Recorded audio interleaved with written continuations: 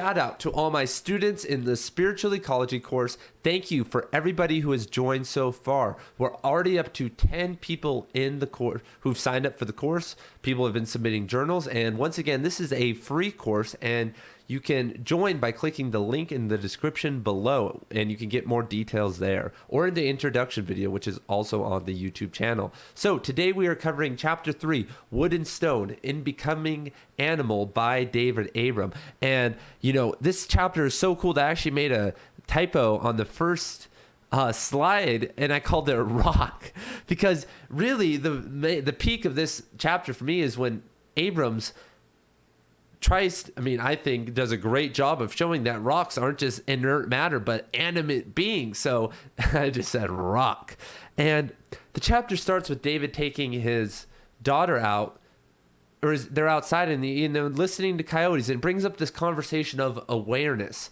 And what is awareness? That's what we are trying to actually build here with our phenomenological workspace that we're building, this framework from ground up, and understanding things like rock and even where awareness comes from is important. And David talks about, one of the main things he talks about in this chapter is the twofold consciousness that develops after, we're separated from the womb. But when we're separated from the womb, we don't join consensual reality immediately because we don't have language yet. We are in the world of ideas and feeling. For even a couple years, even if we do acquire language, we don't have enough language or enough maybe capacity to divorce nature, like what I'm sure happens. And what kills a child's connection with language is the verbal arts, and not just verbal language, but the language of our civilization, of consensual reality, and it's breaking with nature. And this started to happen in the Middle Ages with Christianity and Islam mostly, and in the literature, and we'll get into more of that later. So let's do a quote. Such a lesson amounts to a denial of much of the child's felt experience, and commonly precipitates a rupture between her speaking self and the rest of her sensitive and sentient body. Yet the pain of this rupture is quickly forgotten by the speaking self. There are more than enough discoveries and distractions to offset the trauma of this self-estrangement. Since accepting and abiding by this odd lesson unlocks the gate to the curious universe that all the grown-ups appear to inhabit. But the breathing body, this ferociously attentive animal, it still remembers that world. We still remember that world. And what are we doing to go back to that world? And that's what this course is really about, is trying to mend that wound. And this gets into so many different things. Autoerotic trauma theory that I've talked about on this channel before. Julian James' book, which we talked about last time, and even meteors hitting Earth and fracturing our consciousness from this unity consciousness because of trauma and pain and recovery and tribulations. Once again, but the initial thing that happens in our society before all of that, and maybe it's a manifestation of all of that, is the verbal disconnection with nature. And let's get into that right now. And once again, it starts with the verbal, man, and we're doing it every single day. If we actually, people have talked about the language of our society and how it's patriarchal, and, and this has come up more. But when we start talking about language being speciesist and anti-nature, it's a little bit harder to pinpoint, because it's really, if you're being degrading to someone, that's pretty easy. But being degrading to nature happens all the time and no one thinks about it. That's our whole society, is being degraded to nature. I mean, if we don't even have rights for people of color and for women yet, and we do, right? We have rights, and everybody has inherent rights. But if, there's still discrepancies, then and lack, who cares even about discrepancies? But how about just a lack of consciousness about alternative points of view and alternative cultures and stuff, and just deep prejudices that still abide in our society. And we have to conquer a lot of, and David would argue differently, that we need to conquer our axiomatic problem with nature first. Instead of worrying about all that, we need to heal our relationship with nature, which will then heal all of that. And that theory runs into problems when you start thinking of people like Ted Kaczynski and even the Third Reich and fascism that proliferated in Europe, because a lot of them, as Murray Trupkin or whatever, in the essay Social Ecology versus Deep Ecology, a lot of the shamanic practices actually can get manipulated into really crazy things. So, this worldview is it rides a fine line, this worldview that Abram is pushing, because the shaman turned into the monarch and the priest turned into the dictator. And there's certain talents when it comes to phenomenological observation, we'll say. And people are going to be, I guess, upset if some people are better than them, or other people are going to use that to put themselves in a hierarchical chain, which we'll talk about in a second. And, things start to get bad, and people start to get oppressed through even worldviews such as this that are very nice about nature. And it could, get into, one of the favorites is, there's this, and one group of people is better than another. And it's all just a false narrative. So once again, the verbal. And, and it's also weird that we give children dolls, because if we let children connect with animals and plants by themselves, if we don't have this divorcing of language, and we don't say that, the coyote can't talk, or Jeannie the cat can't, communicate with you, or rocks that aren't real, and we can we can treat things and cut down forests and make gravel pits, and there's no worries. But even if we don't even include any of that, good or bad, but we let them just connect, they'll find out the differences. But they're going to do that, as Abram says, through feeling rather than through language. So then the divorcing is going to happen. The differences are going to manifest anyway, because as they get older, they're going to be like, this cat can't talk to me. And, we need wood to live. And we need, there's certain things that are required to live. And, and that would require death of things in nature, or a transition. But I think that's just such a cool concept of, I didn't have that, you didn't have that, most people never had that. Even people who lived a very natural life never even, were probably raised in a religious household. And I would like to talk about, a little bit out of order, a book that explains this, I think, in a very good way. This is one of my favorite books. We're going to be doing a Robert Bly course soon, but I would recommend you get started on this now. It is News of the Universe, Poems of Twofold Consciousness, a collection of poetry from around the world. And I think this is separated into 4 or 5 chapters. And Bly explains this breaking from nature in our language, because it was around in Beowulf and even Chaucer, but eventually he shows the examples of the prime poets of, Christian poets divorcing us from nature. But then he shows our recovery with people like William Blake and the early modernists, then the midwave poets from the 40s and 50s, and then now a more diverse cultural. There's 2 sides, but there's like more experimental nature poetry, and then more of a diverse cultural indigenous poetry that has come about. And one of the poems, and of course I'm going to pick, one of the OGs in the game is Rilke, Rainer Marie Rilke, and this was translated by Robert Bly. And I'm going to read this one for us. Later.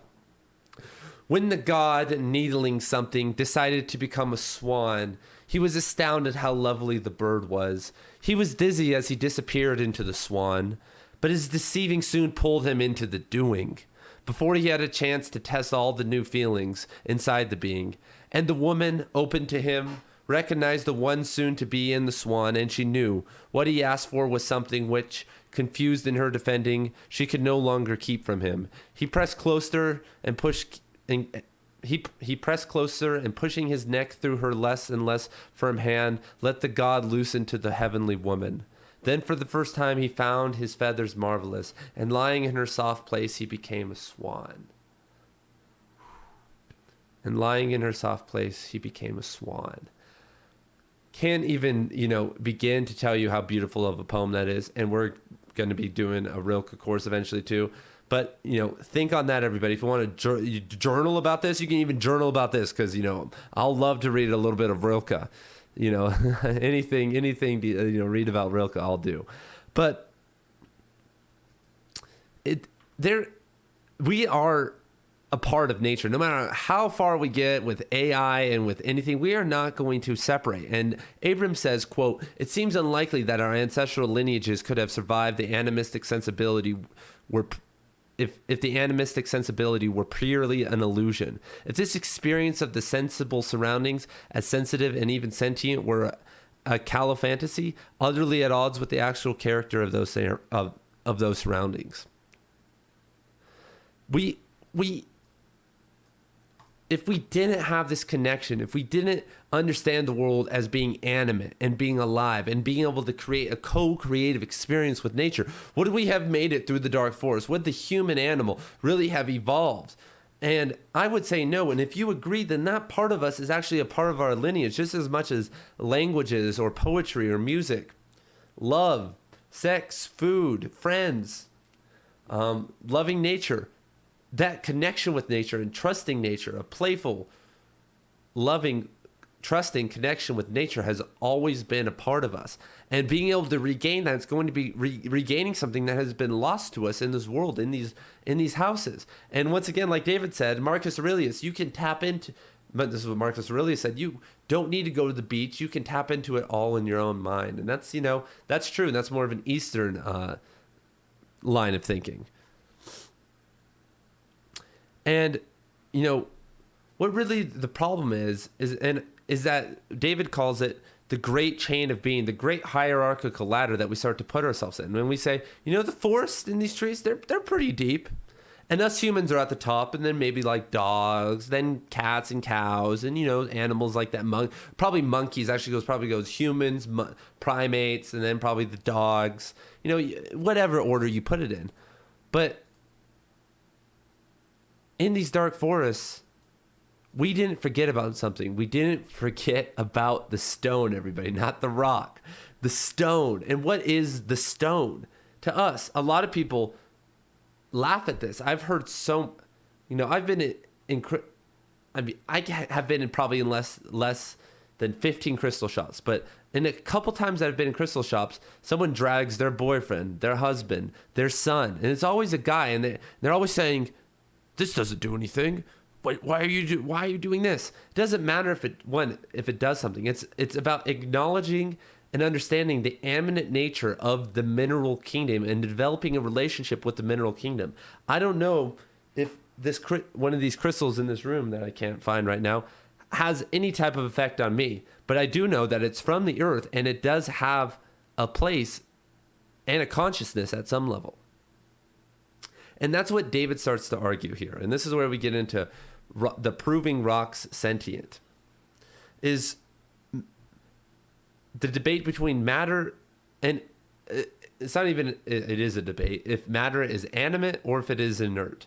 But when we move into the framing of it being animate, we unlock a whole different world. And why not exist in that world? What do you get about being logical? Like I said, when people start making cults and being superstitious, that's a problem. But that can be blocked with critical thinking, with skills in our society. And I understand people wanting to get rid of superstition and thinking like this at all, because people are dumb and it would probably be the best for us, but we're going to lose so much. So think of a rock that you can sit on. It helps you. It is a part of your reality. A rock in your yard, or a rock at a place.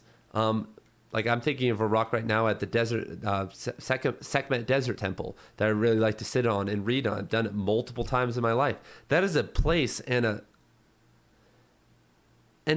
it's always going to be there unless a bulldozer comes. And how hard is it for humans to stay in one position? Like there's actually a couple of yoga moves, kind of more old school yoga and yin yoga. Has anyone ever done yin yoga? Check out Yoga for Authors, also on thelitunderground.com, everybody.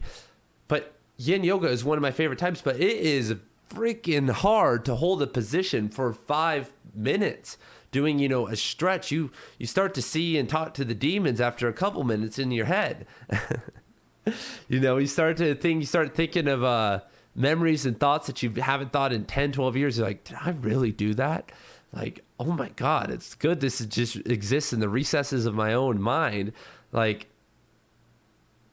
I remember one time just laid out a huge fart, man, at this job I was working. I was working security at some VIP event, and I was just ripping these big farts, and like people were leaving the room because of them. They're like, oh my God, like, what is that smell? Did someone poop their pants? And then on the other day when I was doing yoga, I remembered it. But it is hard to hold yourself there.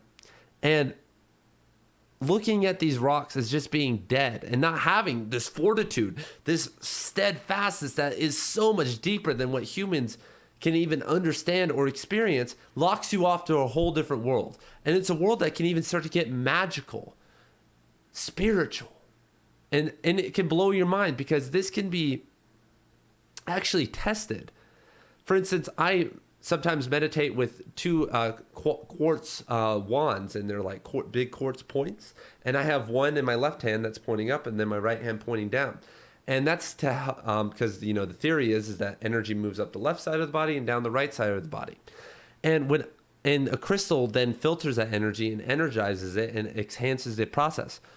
I swear, through not gaining me anything, that when I meditate like that, and especially if I'm doing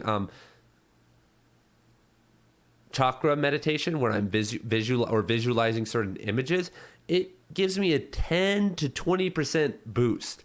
Why is that? Is it because it's in my hand? Maybe, but after 40 minutes, I forget that it's in my hand. The experiences and sessions, it being in my hand becomes a non-factor after like 30 seconds. Why are those sessions better? And I don't do it all the time, but it's like a really potent tool I can bring out. Once again, I don't know. Animals see rocks as part of their world. Animals get behind rocks. They hide behind rocks. They don't have a separation between rocks. But because rocks aren't this inherent part of our reality every day, and we see them as these things that hurt our feet if we step on them, or something to decorate the yard, that separation continues to grow. And then just with all the propaganda that we get, in school and stuff about the rocks not being animate, it starts to get a little bit annoying. And once again, this is just some photos of Christianity, what Christianity has done to us. And then we get into a section about Vincent Van Gogh, everybody. And Vincent Van Gogh was pretty unknown in his whole lifetime. And I was just talking about this the other day on the Creative Muse podcast. Emily Dickinson, Kafka, Melville, Proust.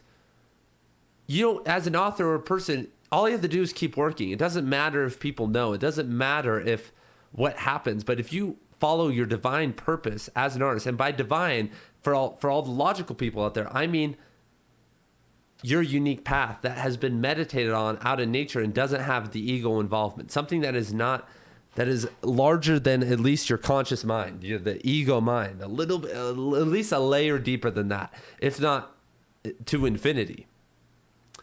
And Vincent Van Gogh made paintings and landscapes animate. I mean, look at this art. It starts to peel and grow and move.